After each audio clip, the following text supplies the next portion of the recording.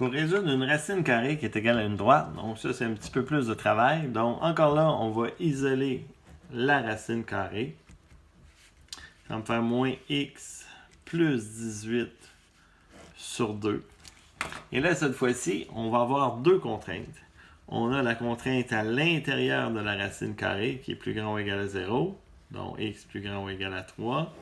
Et la réponse d'une racine carrée doit aussi être positive. Donc la réponse, donc ça me fait une deuxième contrainte. Donc ça va me faire moins x plus grand ou égal à moins 18. Donc mon x devrait être plus petit ou égal à 18. Donc ça, c'est ma réponse. Pour le faire, donc ce qu'on fait, c'est qu'on met au carré des deux côtés.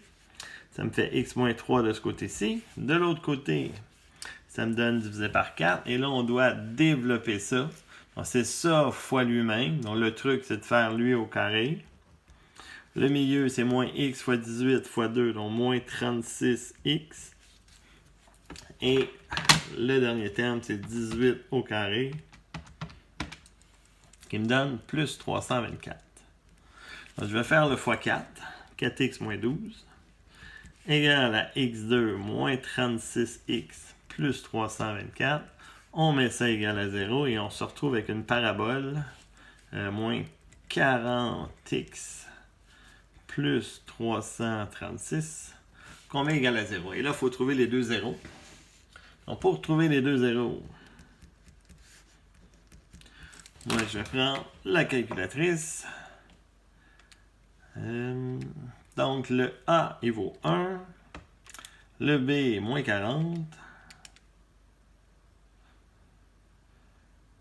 Oh, je me suis trompé. On va recommencer.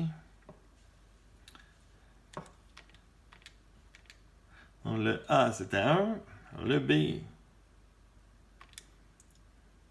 c'est moins 40. Moins 40.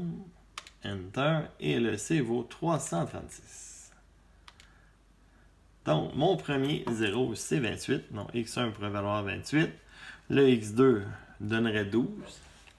Et si on regarde nos contraintes, donc ça doit être plus grand que 3, mais plus petit que 18. Donc, celle-là, ça va être non. C'est pas bon. Et celle-là va respecter les deux contraintes. Non, ça serait ma réponse.